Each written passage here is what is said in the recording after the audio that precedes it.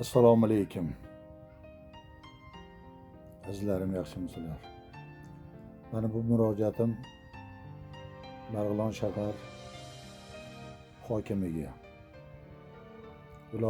Farg'ona viloyat hokimiga, Farg'ona viloyati madaniy meros mas'ullariga, boshliqlariga. Bizim mahallamizda Uzunhovuz mahallasida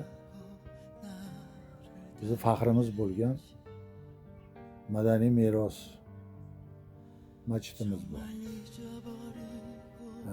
Bu kattalarimiz, qariyalarimizni aytishlari bo'yicha bu masjidimiz hali Xudoyorxon taxtga o'tirmagan davrda qurilgan ekan.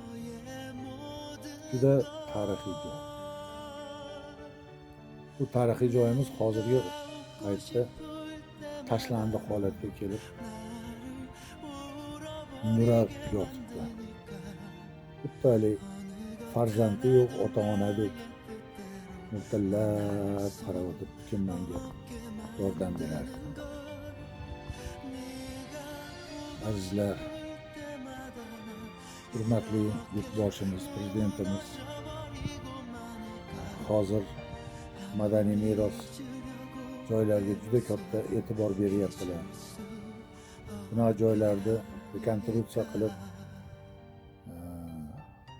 turistlarni jalb qilaylik degan g'oyalarni suryaptilar. Shunaqa bo'layotgan bir paytda bizi bu madaniy meros joyimiz nurab yotibdi. Bundan oldingi Uzunhovuz mahallamizni raisi Ishonboyev Oxunjon degan yigit juda harakat qilib, yugurib Toshkentga madaniy meros boshliqlariga kirib chiqib, shu yerda 3 kun 4 kunlab qolib ketib, ozgina mablag' undirib kelgan bo'ldi. Shu madaniy merosimizga jicha harakat qilindi. Chap tomondagi ko'cha tomonda devorlar nurab tushib ketgan joylarni jicha g'ish bilan ko'tarildi. Qo'qondan ajoyib ustalar kelib, qurilgan ustunlarini, chirigan joylarini chiroyli qilib, o'sha eski holatiga keltirayotgan bo'lib, o'sha yerda jicha mehnat qilishdi.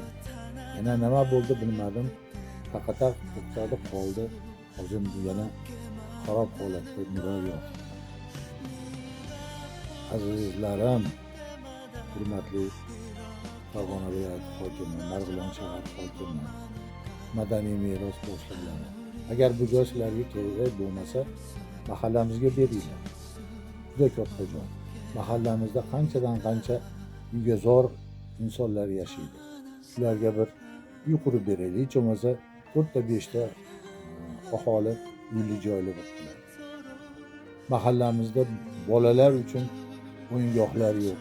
Tor ko'chalarda bolalar to'p tepiymish. Ashitdan joy ajratib beringlar, bo'lmasam kimga kerak bo'lmasa bolalarga o'yingoh qilaylik. O'zimizga, mahallamizga to'yxona ochaylik. Nima degan gap bu? Qachongacha bu joylarimiz xarob bo'lib yotadi? Bu bo'layotgan ishlar hurmatli prezidentimizga yetib borsa, kimga boshida kaltaysin? Azizlarim, ko'zlaringni ochinglar. Bir kelib, ko'rib, bir maslahat qilib, shu joyda hech bo'lmasa turistlarni jalb qilaylik. Shu bahonada shu joylarimiz ham obod bo'ladi, mahallamiz obod bo'ladi. Tana joylaring sog' bo'lsin, shunga jicha yordam qo'lini cho'zinglar. Shunga harakat qilaylik. Shunga jicha yordam bersalaring yaxshi bo'lardi. Mahallamiz ham quvlab yotibdi. Azizlarim, kelinglar, birgalikda bir yoqadan bosh chiqarib harakat qilaylik. Alloh hammamizga insof bersin. Ishlarimiz rivojini bersin. Sog' bo'linglar, salomat bo'linglar. Sizlar bilan shu to'xtamoqlar.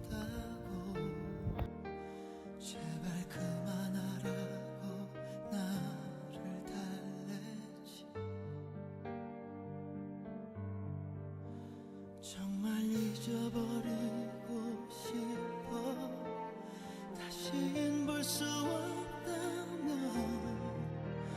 나를 잡고